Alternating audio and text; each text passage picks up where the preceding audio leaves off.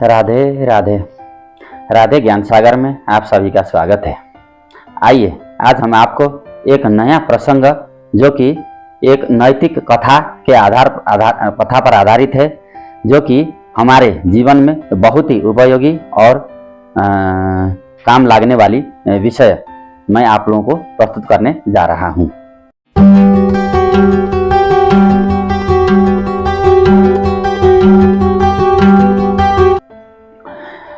राजा अकबर के समय में, मुगल काल में राजा अकबर ने भारतवर्ष में राज्य किया और उस समय में राजा महाराजाओं का ऐसा प्रचलन हुआ करता था कि वर्ष में एक या दो बार अपने राज्य के अलग अलग विभाग के अलग अलग श्रेणी के लोगों को अपने राज्य में दरबार में बुला करके उनके द्वारा किए गए अच्छे कार्यों के ऊपर उनको पुरस्कार दिया जाता था, जैसे कि आजकल अवार्ड दिया जाता है।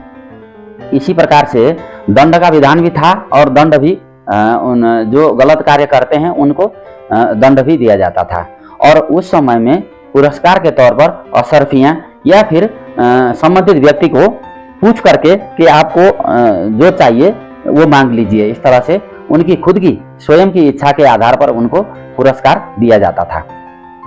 तो इसी सिलसिले में एक बार क्या हुआ कि राजा अकबर ने अपने राज्य के अलग अलग क्षेत्रों के लोगों को पुरस्कार वितरण के लिए अपने राज्य दरबार में आमंत्रित किया और सभी लोग निर्धारित समय पर अपने अपने क्षेत्र से जो भी चुने गए लोग थे वो चले गए। उनके राज्य में एक महेश दास नाम का व्यक्ति भी रहता था और वह व्यक्ति इतना बुद्धिमान था और उसके काम करने के तौर तरीके, उसकी कार्यकुशलता के चर्चे पूरे राज्य भर फैले हुए थे और कहीं न कहीं राजा अकबर के कान में भी उनके विषय में, उनकी बुद्धिमत्ता के विषय में बहुत सारी बातें उन्होंने भी सुन रखी थी। इसलिए उनको भी बतौर पुरस्कार से सम्मानित करने के लिए उनको भी बुलाया गया था। तो निर्धारित समय पर सारे लोग दरबार की ओर चले एक लाइन में, और जैसे ही दरबार का जैसे मुख्य द्वार होता है मेन गेट में, एक संतरी खड़ा था। उस संतरी थोड़ा सा भ्रष्ट किस्म का था और वो जितने भी सम्मान या फिर पुरस्कार लेने के लिए जो लोग गए हुए हैं उन लोगों से प्रत्येक व्यक्ति से 5 अशर्फियां घूस के तौर पर, भ्रष्टाचार के तौर पर लेकर के अपने थैली में डालता था, तभी उनको अंदर जाने की अनुमति देता था। और जो कोई व्यक्ति उस व्यक्ति को 5 अशर्फियां नहीं दे पाया, सोने की अशर्फियां, उसको फिर मुख्य द्वार से ही लौटना पड़ता था। इसलिए जब महेश दास मेन मुख्य द्वार पर पहुंचे तो वहां पर खड़े द्वारपाल ने उनसे भी 5 अशर्फियों की मांग की। तो महेश दास अपने आप में बुद्धिमान थे, तो उन्होंने कहा कि मेरे पास आपको देने के लिए 5 अशर्फियां नहीं है, तो क्या किया जाए। तो बोले कि फिर तो आप अंदर नहीं जा सकते हैं। तो महेश दास ने इसका भी युक्ति निकाला। उन्होंने कहा कि फिलहाल तो मेरे पास आपको देने के लिए 5 अशर्फियां नहीं है, लेकिन आप मेरे से ये प्रतिज्ञा ले लीजिए, वादा ले लीजिए कि अंदर जाने के बाद महाराज के द्वारा सम्मान के तौर पर मुझे जो कुछ भी मिलेगा उसका आधा मैं आपको यहाँ दे करके फिर आधा ही हिस्सा अपना लेकर के मैं घर लौट जाऊंगा। अगर यह शर्त मंजूर है तो आप मुझे अंदर जाने दीजिए। जब इस तरह से उन्होंने प्रस्ताव रखा तो द्वारपाल को यह बात बहुत भा गई। फिर उसने कहा कि चलो ठीक है, बढ़िया है। उसके मन में भी बात आई कि 5 अशर्फी, ये तो अंदर से तो बहुत कुछ लेके आएगा, तो इसलिए इसको जाने देना चाहिए। ऐसा विचार करके उसने महेश दास को अंदर दरबार में जाने दिया। और जब राजा के समक्ष खड़े होकर के जब उनकी मांगने की बारी आई तो राजा ने कहा कि आपके बुद्धिमत्ता के चर्चे हमने बहुत पहले से सुन रखे हैं, तो हम आपसे बहुत प्रसन्न हैं। अपने मन में जो कुछ भी इच्छा हो उसके आधार पर आप हमारे पास जो कुछ भी होगा देने योग्य वस्तु वो आप मांग सकते हैं, मांगिए। इस प्रकार से जब राजा ने कहा तो उन्होंने राजा को और सभासद में जितने भी बैठे हुए थे, सभासद मंत्री परिषद के लोग होते हैं, उन सबको प्रणाम करके कहा कि महाराज, यदि वाकई में आप मुझसे प्रसन्न हैं तो कृपा करके मुझे आप मेरे पीठ पर, नंगी पीठ पर आप जो है 50 कोड़े मारने का जो है आदेश इनको, अपनी सेना को दे दीजिए। पुरस्कार समझ लीजिए या फिर जो कुछ भी समझ लीजिए, मुझे तो ये चाहिए। तो दरबार में जितने भी लोग खड़े थे वो सारे हैरान हो गए कि यहाँ राजा के पास आकर के बढ़िया बढ़िया खाने पीने की वस्तु, लत्ते, कपड़े, सोने की असरफियां या फिर कोई गांव का जमींदार या कोई क्षेत्र, जमीन इत्यादि मांगने की बजाय ये अजीबोगरीब फरमाइश इस व्यक्ति ने क्यों किया होगा? सभी लोगों ने पूछा और अंत में महाराज ने भी पूछा कि चलो ठीक है, हम दे तो देंगे, आपकी फरमाइश हम पूरी करेंगे, लेकिन इस अचंभित करने वाले मांग के पीछे की राज क्या है वो हमें बताइए, आपने ऐसा क्यों मांगा?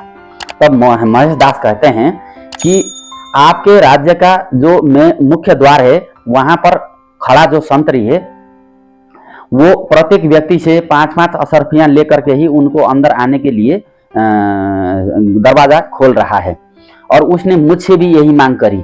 मेरे पास उसको देने के लिए 5 असरफियां नहीं थे, इसलिए मैंने उससे यह प्रस्ताव रख करके आया हूं कि राजा के द्वारा सम्मान में जो कुछ भी मुझे मिलेगा उसका आधा मैं आपको दूंगा, इसलिए मुझे तो अपनी पीठ पर 50 कोड़े ही चाहिए। ये बात जब राजा को पता चली तो उन्होंने उस द्वारपाल को तुरंत वहां पर बुलाया और कहा कि हम आपके राज्य की निगहबानी और संतरी ड्यूटी को देख करके और सुन करके बड़े प्रसन्न हुए, और हमें यह भी पता चला कि आप बहुत अच्छे तरीके से वफादार होकर के अपनी भूमिका वहां पर निभा रहे हैं। और इन्होंने तो यहाँ तक कह डाला कि इनको सम्मान में जो कुछ भी राशि या असरफियां जो कुछ भी मिलने वाला है उसका आधा हिस्सा आपको देने का वायदा तक कर डाला। लेकिन हम अब आपके इस कार्य से इतने प्रभावित हुए, इतने प्रसन्न हुए कि इनको जो इनाम में देने वाला पूरा का पूरा हिस्सा वो हम आपको देना चाहते हैं। तो वो भी बड़ा प्रसन्न हुआ, क्योंकि मुझे पता नहीं था कि यहाँ पर क्या हो चुका है। तो उसने कहा कि महाराज की जय हो। तो फिर राजा ने कहा कि ठीक है, इस बंदे को ले जा करके इसके पीठ पर 50 कोड़े बरसाए जाए।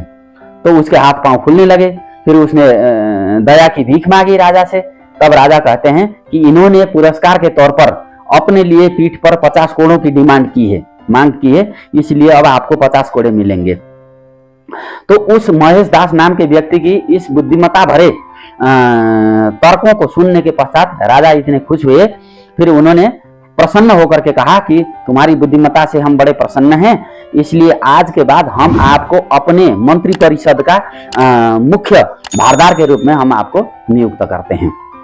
जब इस प्रकार से राजा ने कहा तो राजा के दरबार में मुल्ला दो प्याजा करके 2 मौलवी पुराने समय से राजा के साथ ही रहते थे, उनके सलाहकार के तौर पर उन्होंने इस बात के ऊपर आपत्ति जताई कि महाराज केवल एक घटनाक्रम या फिर केवल एक तर्क को देख करके आप इतनी जल्दी इतना बड़ा पद इनको न दीजिए, कोई और प्रश्न भी इनसे परीक्षण के लिए पूछ लीजिए। तो राजा ने कहा कि नहीं, हम तो इनकी बुद्धिमत्ता से संतुष्ट हैं, आपके मन में यदि अगर कोई प्रश्न हो तो आप पूछ सकते हैं। तो उन्होंने कहा कि ठीक है जी, हम पूछ लेते हैं। तो महेश दास जी ने कहा कि पूछ लीजिए। तो मुल्ला दो प्याजा में से एक व्यक्ति ने उनसे पूछा कि चलिए, आप इतने ही बुद्धिमान हैं तो बताइए इस समय हमारे मन में क्या चल रहा है, मैं क्या सोच रहा हूं इस समय।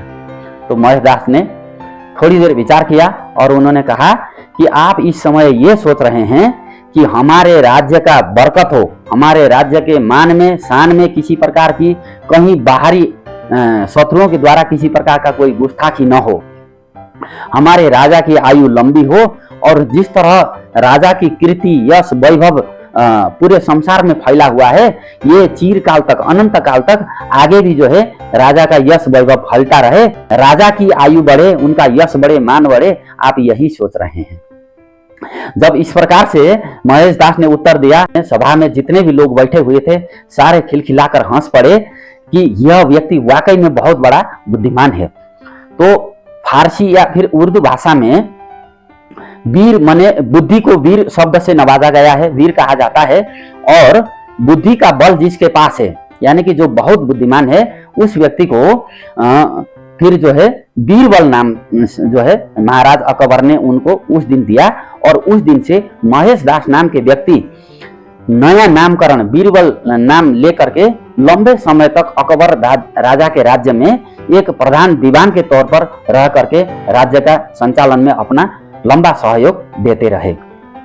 तो ये थी आप लोगों को महेश दास से बीरबल बनने की कथा और एक बहुत ही प्रेरणादायी कथा, जिसमें शिक्षा ये मिलती है कि हम अपने बुद्धि का उपयोग कठिन से कठिन परिस्थिति में किस प्रकार कर सकते हैं। इसका एक बहुत अच्छा और मन में रखने योग्य उदाहरण महेश दास से बीरबल बनने की कथा से हमें मिलती है। राधे।